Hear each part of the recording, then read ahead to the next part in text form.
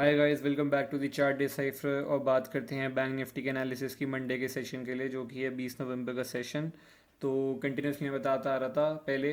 कि हमारे का यहाँ पे मार्केट पुल बैक लेके ऊपर जा रहा है, कंसोलिडेशन करके धीरे धीरे ऊपर जा रहा है। आपको दिख रहा है यहाँ प्राइस एक्शन बना रहा था मार्केट, यहाँ से सेकंड पुल बैक के बाद कंसोलिडेशन किया और धीरे धीरे ऐसे जा रहा है, पर गैप अप खुल के काफ़ी तेज़ी से जाया जा रहा था। ठीक है, इंट्राडे में नए बायर ऐड नहीं हो रहे थे यहाँ पे। और मैंने एक बताया था, हर वीडियो में ये बताता आ रहा हूँ, 43,500 ये जो लेवल है, 43,500 ही हमारा एक नया सपोर्ट मार्केट ने डिफाइन किया इस जगह पे, क्योंकि इसने यहाँ पे 1 2 3 4 5 दिन कंसोलिडेट किया और फाइनली इसने ऊपर जाके ब्रेक किया है। और मैं बताता रहा था कि 44,000 जो हमारी ये लेवल है, ये हमारी मेजर रेजिस्टेंस लेवल रहेगी। और मार्केट ने 2 दिन इसके ऊपर ट्रेड तो ज़रूर किया है, बट सस्टेन नहीं कर पाया, ये ब्रेकआउट फेलियर ही हुआ है। आपको दिख रहा होगा यहाँ पे कि मार्केट तेज़ी से यहाँ पे नीचे गैप डाउन खुला और यहाँ पे अपने लो के आसपास आके ही क्लोजिंग करी है इसने। फ्राइडे के सेशन में आपको यहाँ पे दिखाई दे रहा होगा इस जगह पे, इसने अपने लो के पास ही आके क्लोजिंग करी है इस जगह पे नीचे। तो इसका मतलब है मार्केट में अब अगर आप चार्ट देखोगे तो थोड़ा मार्केट का चार्ट यहाँ पे थोड़ा निगेटिव होगा कि एकदम से नीचे आ गया मार्केट। तो कभी कभार ये क्या होता है कि ये सेलिंग तो नहीं कहूँगा मैं इसको अभी, ये एग्रेसिव सेलिंग अगर आप यहाँ पे सोचो तो एग्रेसिव सेलिंग कर सकते हो, तो एग्रेसिव सेलिंग तो नहीं कहूँगा मैं यहाँ पे, क्योंकि उसका रीज़न ये है कि 43,500 एक तो एक नया सपोर्ट मार्केट ने बनाया है। मैंने आपको जैसे बताया था, पुराना सपोर्ट भी अगर आप देखो तो ये 500-600 का जो लेवल था, इधर ही हमारा पुराना सपोर्ट बना हुआ था। इस जगह पे मार्केट बार बार सपोर्ट लिया जा रहा था, और जब हम अभी हमने नीचे का ट्रेंड भी दिया था पिछले महीने में, तो इस लेवल के पास ही दिया था। ठीक है, तो मार्केट ने वापस इसको सपोर्ट लेवल बनाया अपना नया और इस जगह पे कंसोलिडेट किया। तो एग्रेसिव सेलिंग तो अभी यहाँ पे सेलर एक्टिव होते हुए आपको नहीं दिखाई देंगे। 43,500 के नीचे ही आपको एग्रेसिव सेलर एक्टिव होते हुए दिखाई देंगे चार्ट मार्केट में, आई थिंक सो। तो क्या होता है, कभी कभार मार्केट जैसे अभी इतनी तेज़ी से ऊपर जा रहा था यहाँ पे, तो हो सकता है कि बायर, अब मार्केट नीचे है तो बायर यहाँ पे वापस डिप में बाइंग करना प्रेफर करे और धीरे धीरे यहाँ पे ऊपर जाए। और जब ये फाइनली इस लेवल के ऊपर ट्रेड करना स्टार्ट करे तो हमको एक नया ऊपर का ट्रेंड देखने को मिले, ऊपर के टारगेट्स देखने को मिले। ये भी हो सकता है कि मार्केट में नए, क्योंकि आप देखो तो मार्केट यहाँ पे गैप अप थोड़ा कंसोलिडेशन, गैप अप खुला, गैप अप खुले जा रहा था यहाँ पे ऊपर इन जगहों पे। तो नए बायर इंट्राडे में ऐड नहीं हो रहे थे, सारे ओवरनाइट ही पोजीशंस थी यहाँ पे। ठीक है, तो ये हो सकता है कि नए बायर नए ऐड होने के लिए यहाँ पे डिप में बाइंग हो और ये ऊपर जाए, अगर आप समझ सकते हो मैं क्या कहना चाह रहा हूँ। तो और एक चीज़ और दिखाना चाहूँगा, पर हाँ, कि वीकली टाइम फ्रेम में थोड़ी क्लोजिंग जो कैंडल है वो थोड़ी, अगर आप देखोगे तो थोड़ी ये कैंडल यहाँ पे नेगेटिव कैंडल बनाई है मार्केट ने इस जगह पे। अगर आप देखोगे तो मार्केट धीरे धीरे नीचे आ रहा था, मार्केट ने एक पुल बैक लेने की कोशिश करी, बट यहाँ पे मार्केट आप देखोगे तो ये पूरी कैंडल ग्रीन में थी, आखिरी दिन में नीचे आ गई, नेगेटिव कैंडल बना दी ऊपर से। अगर आप देखो तो रिजेक्शन लेके आया है और क्लोजिंग इसने यहाँ पे नीचे आके कहीं करी है। तो ये थोड़ी कैंडल जो है, ये वाली कैंडल वीकली इस वीक की थोड़ी नेगेटिव कैंडल बनाई है। अगर मार्केट इसके नीचे ट्रेड करना स्टार्ट करता है तो आई थिंक सो ये थोड़ा सा शायद इस स्विंग को टेस्ट करने के लिए आ जाए वापस इस जगह पे, ये वाले एरिया को टच करने के लिए आ सकता है इस जगह पे। तो थोड़ा ध्यान रखना पड़ेगा। और आप देखो कंटिन्यूस हमारी 44,000 की रेजिस्टेंस बरकरार है इस जगह पे, क्योंकि मार्केट ने वीकली टाइम फ्रेम पे वापस से क्लोजिंग ऊपर जाने की कोशिश करी 44,000 लेवल की जो मेजर रेजिस्टेंस थी, बट मार्केट ने क्लोजिंग उसके नीचे ही आके करी है लास्ट फ्राइडे के सेशन में। आप देखोगे तो पहले हमने रिजेक्शन यहाँ पे ली थी, फिर हमने यहाँ पे कंसोलिडेशन किया था, फाइनली इसका ब्रेकआउट किया, हमने नया हाई लगाया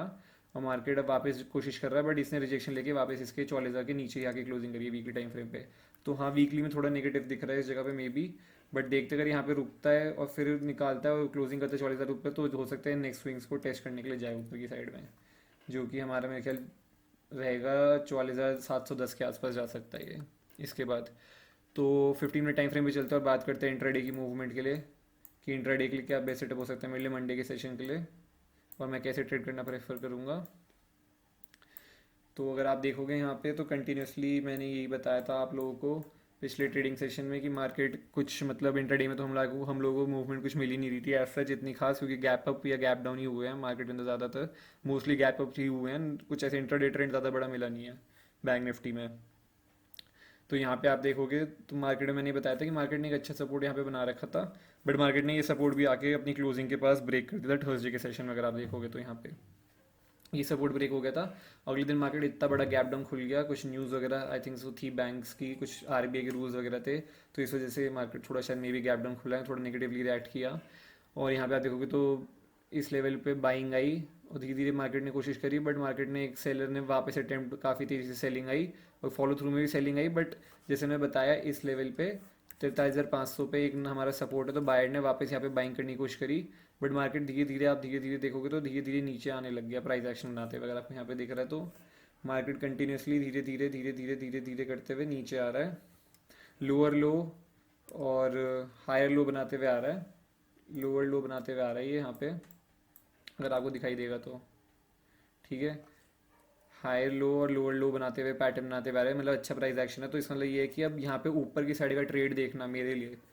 बिल्कुल मना है, जब तक ये इस रेंज के बाहर नहीं निकलता, एटलीस्ट इस लेवल के ऊपर जब तक नहीं निकलता है। तो मेरे लिए तो यहाँ पे ऊपर की साइड में अब देखना, मेरे लिए कुछ यहाँ पे नहीं बनता ऊपर का, क्योंकि यहाँ पे हर जगह रेजिस्टेंस बनी हुई है, यहाँ रेजिस्टेंस, यहाँ रेजिस्टेंस, यहाँ रेजिस्टेंस, हर लेवल पे रेजिस्टेंस है। तो जब तक ये ऊपर की साइड में अगर ये यहीं पे रेंज में खुलता है अगले दिन इसी रेंज में कहीं, और ये ऊपर की साइड में अगर यहाँ पे रेंज में खुल के कंसोलिडेशन करता हुआ 43,775, नहीं 775 नहीं, 43,600, नहीं सॉरी माय बैड,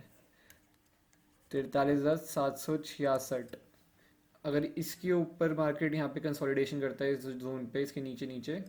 यहाँ पे कंसोलिडेशन करता है कुछ और इसी रेंज में खुलता है, और फिर उसके बाद अगर ये ऊपर की साइड में निकालता है अच्छे कंसोलिडेशन के बाद, तो हमारे को एक ऊपर का टारगेट देखने को मिल सकता है, वो है 43,850 का। ये एक टारगेट हमारे को देखने को मिल सकता है, इससे बड़ा मैं टारगेट ऊपर की साइड में अभी नहीं देख रहा हूँ। एक बार ही हो सकता है वापस इधर जाए फिर रेजिस्टेंस ले, रिजेक्शन ले,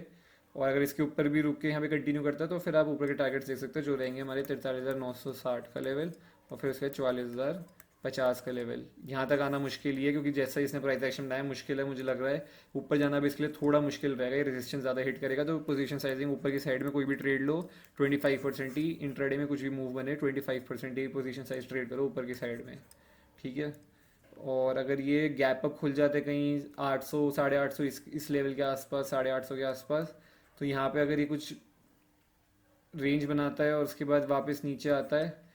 तो आप एक ट्रेड ले सकते हो, बट पोजीशन साइजिंग 25% रेंज के बीच में, 25% इस रेंज के पूरी रेंज के बीच में 25% ही। ठीक है, पोजीशन साइजिंग रहनी चाहिए। और यहाँ पे भी नीचे में थोड़ा मैं इतना इंटरेस्टेड नहीं रहूँगा, बट फिर भी आप देख सकते हो कि मार्केट में आज अगर इस दिन को देखो तो काफ़ी नेगेटिव ट्रेंड रहा है मार्केट का। ठीक है, तो एक आप देख सकते हो, और ऊपर की साइड में अगर यहाँ पे रेंज बना के ऊपर की साइड में निकलता है,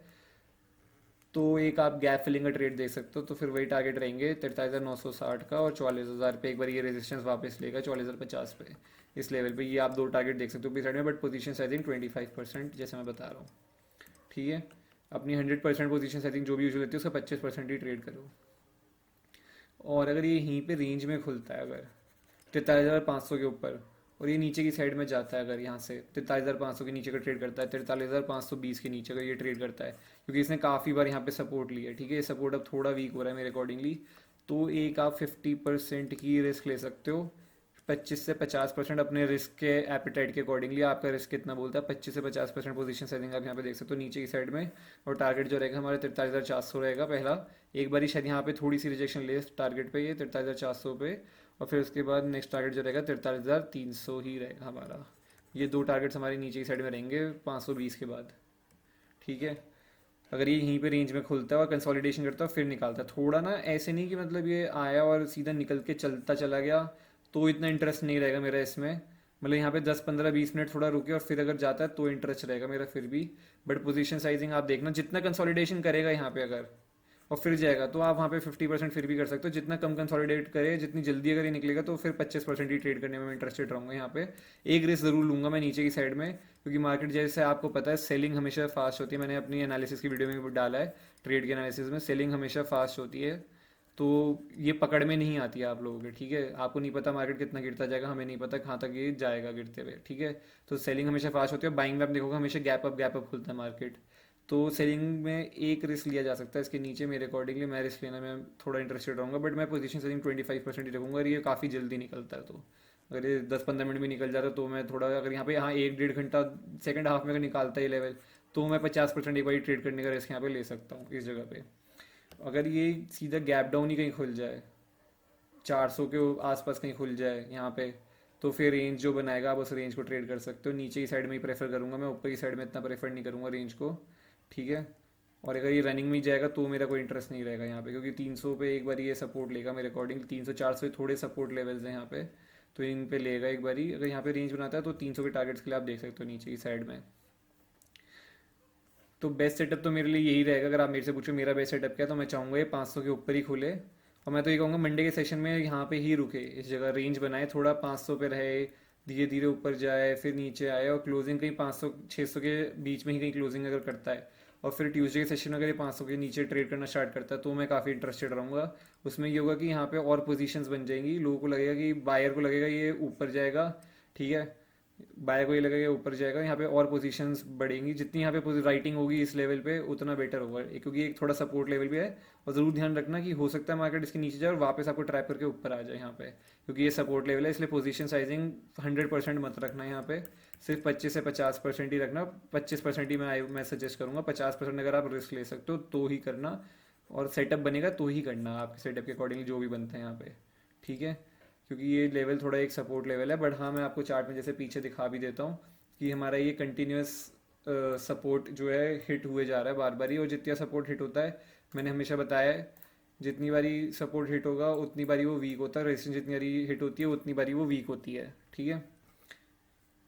तो अगर आप देखोगे तो कंटिन्यूसली ये जो लेवल है यहाँ पे आपको दिख रहा होगा, ये लेवल जो कंटिन्यू, थोड़ा अच्छे से ड्रॉ कर देते हैं यहाँ पे, कंटिन्यूसली अगर आप देखो तो मार्केट इस जगह पे ही आके सपोर्ट लिए जा रहा है, और डेली टाइम फ्रेम में भी मैंने यही बताया है। ये देखो, ये आपको लेवल दिख रहा है यहाँ पे, एक पहली बारी support, second time support, third time support और फोर्थ टाइम सपोर्ट वापस लिया इसने इस जगह पे, ठीक है। तो 4 बारी सपोर्ट ले चुके हैं, फिफ्थ सिक्स टाइम ये निकलता है अगर इसके नीचे, तो आई थिंक सो एक आपको अच्छी मूव दिखाई दे सकती है, 200 पॉइंट, 100 से 200 पॉइंट के नीचे वन वे क्विक मूव आपको दिखाई दे सकती है मेरे अकॉर्डिंगली यहाँ पे नीचे की साइड में अगर आप देखोगे तो, ठीक है। टारगेट्स यही रहेंगे हमारे 300 तक के ही। आई होप आपको एनालिसिस अच्छी लगी होगी, ऐसी वीडियो को देखते रहना, लाइक करना, शेयर करना, सब्सक्राइब करना, और कमेंट करके बताना आपका फ्राइडे का सेशन कैसा गया था, और मेरी वीडियो ज़रूर देखना फ्राइडे के ट्रेड के एनालिसिस की। फाइनली पहला दिन है, इस वाली कैंडल में मैंने बहुत अच्छा प्रॉफिट कमाया है, तो आप वो ज़रूर देखना कि मैंने क्यों ट्रेड लिया, उसका रीज़न क्या था, सब कुछ। और guys, bye bye, take care, see you.